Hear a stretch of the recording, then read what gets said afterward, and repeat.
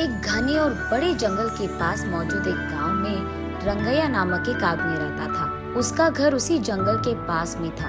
उस घर में वो अपने बीवी और बच्चे के साथ रहता था।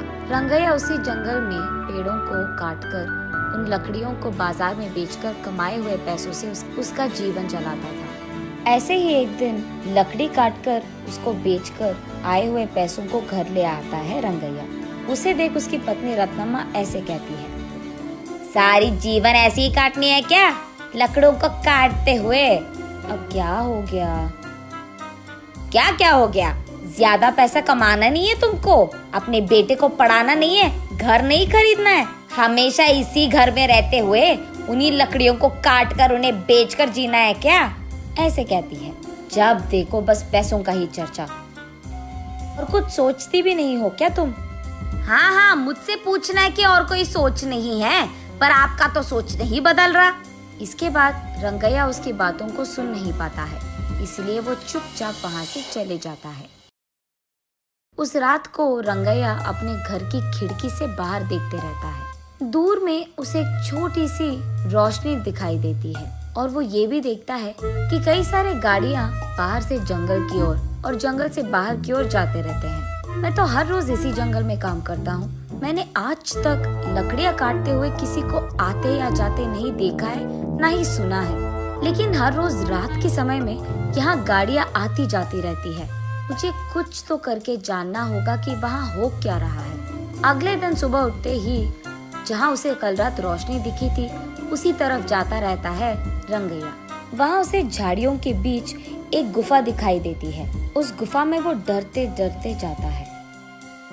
दिखने में वो बाहर से छोटा ही क्यों ना हो, अंदर से वो गुफा बहुत बड़ा था। उस गुफा में गैर कानूनी से कटे हुए चंदन के सारे पेड़ दिखाई देते हैं रंगैया को।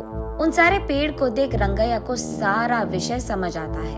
अच्छा, तो बात ये है कि चोरी से इन चंदन के पेड़ों को यहाँ छुपाकर इन्हें रात के समय में यहाँ से बाहर निकालकर बेच रहे हैं पैसों के लिए। वो उसके चारों ओर देखने लगता है। तब उसे अचानक किसी के पास आने के आवाज सुनाई देती है।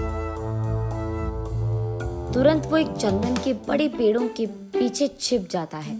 कुछ देर बाद घर जाने की कोशिश में वो उठने के लिए सहारा के लिए नीचे मौजूद पत्थर पे हाथ रख के अपने आप को उठाने की कोशिश करता है। बस पत्थर अंदर गिर जाता है और वहाँ एक छोटा सा दरवाजा खुलता है। रंगैया उस द्वार के अंदर मौजूद सीढ़ियों से नीचे गिर जाता है। तब उसे समझ आता है कि ये गुफा उस गुफा के अंदर है।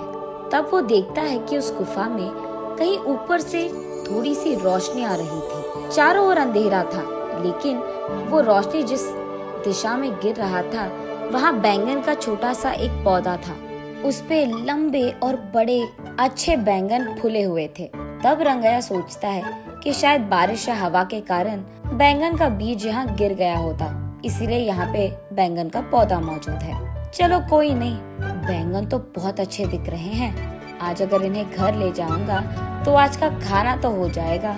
ये फैसला करके वो उस पौधे से एक बैंगन को तोड़ता है। बस रंगैया के हाथ में जैसे ही वो बैंगन आता है, वो सोने का बैंगन बन जाता है। रंगैया आश्चर्यचकित होकर दंग रह जाता है। वो उस सोने के बैंगन को अपने हाथों में लेकर उसे जांचने की कोशिश करता है और तुरंत वो सोचता है कि उसी पौधे से एक और बैंगन ले ले, लेकिन उससे पहले ही उस पौधे पे मौजूद सारे बैंगन गायब हो जाते हैं। रंगैया बहुत निराश होता है। चलो कम से कम एक तो बैंगन मिल गया, अगर ये मैं मार्केट में बेचूंगा तो बहुत सारे पैसे मिल जाएंगे, तब मुझे कई दिनों तक कुछ भी काम करने की कोई जरूरत नहीं होगी। ये फैसला करके उस गुफा की सीढ़ियाँ चढ़कर वो बाहर की गुफे की ओर आता है। रंगैया जैसे ही बाहर आता है, वो दरवाजा अपने आप बंद हो जाता है। उस गुफा से बाहर आते ही चोरी चोरी छुपकर वो अपने बीवी के पास जाकर इस सोने के बैंगन को दिखाता है। उस सोने के बैंगन को देख रत्नम्मा तुरंत बेहोश होकर नीचे गिर जाती है। कुछ देर बाद होश आता है। तब रत्नम्मा, बाप रे, सोने का बैंगन कहाँ से लेकर आए आप? ये कहाँ मिला आपको? उससे तुम्हारा क्या मतलब? हमेशा पैसों के पीछे पड़ी रहती है ना। ये लो, ये सोने का बैंगन लो और इससे जो करना है तुम कर लो। अरे पहले आप ये तो बताओ कि ये आप लाए कहाँ से? कहीं आपने कुछ चोरी वोरी तो नहीं किया ना? ऐसे रत्तम्मा एक के बाद एक उसे प्रश्न पूछते ही गई और कोई चारा ना होने के कारण रंगैया जो कुछ भी हुआ रत्तम्मा को बताता है। तो फिर आपको वही रहना था ना, कुछ देर बाद अगर और बैंगन आ गए तो उसको भी लेकर आते। आपकी जल्दबाजी से ना मैं तो मर रही हूँ। चलो जो हो गया सो हो गया, इस बैंगन से हम बहुत सारे दिन ना कोई भी काम करे बिना आराम से रह सकते हैं। गधे को अगर सोने का सिंहासन पे बैठाया गया ना, उसकी बुद्धि तो गधे की ही रहेगी ना। हाँ, अब क्या हो गया?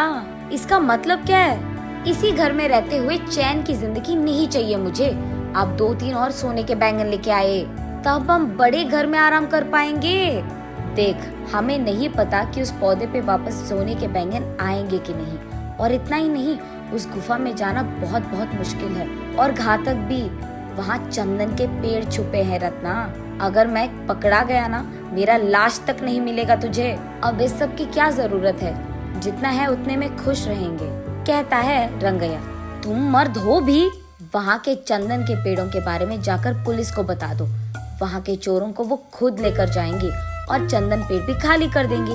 तब गुफा पूरा खाली हो जाएगा। यहाँ तुम्हारे अलावा किसी को भी नहीं पता कि उस गुफा में एक और गुफा छुपा है। इसीलिए जब चाहो तब तुम उस गुफा में आ सकते हो और जा सकते हो। वैसे ही अगर उस बैंगन के पौधे पे और बैंगन उग गए तो उसको भी लेकर आ सकते हो आप। इसको ये सोच आया पर मुझे तो नहीं आया, पता नहीं क्यों।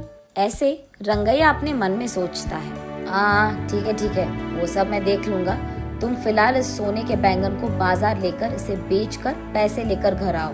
ये कहकर रंगैया उसके घर से सीधा पुलिस स्टेशन जाता है और गुफा में हो रही गैर कानूनी व्यापार के बारे में उनको बताता है। पुलिस वहाँ आकर सबको गिरफ्तार करते हैं और चंदन के पेड़ों को भी वहाँ से खाली कर देते हैं। अब इस कारण गुफा में डरते हुए जाने की कोई जरूरत नहीं थी रंगैया को। अगले दिन वो उस नीचे वाली गुफा में बैंगन के पौधे के पास जाता है। तब वो देखता है कि वो पौधा बैंगन से भरा था। इस बार वो एक बैंगन को लेकर जल्दबाजी में दूसरा बैंगन लेने ही जा रहा था कि सारे बैंगन गायब हो जाते हैं। तब रंगैया को समझ आता है कि असली बात ये है कि बैंगन रोज के एक ही मिलते हैं। ऐसे वो उस दिन के लिए एक सोने का बैंगन लेके घर चले जाता है। तब रत्तम्मा उन सोने के बैंगन को बेचकर आए हुए पैसों से एक बड़ा बंगला खरीदती है। तब से जब भी रंगैया को पैसों की जरूरत थी, वो उस गुफा में जाकर बैंगन लेकर उसे बेचकर आए हुए पैसों से खुशी से रहता था। जल्द ही रंगैया और रत्तम्मा उस गांव के ही जमींदार बन जाते हैं और खुशी से जीते हैं।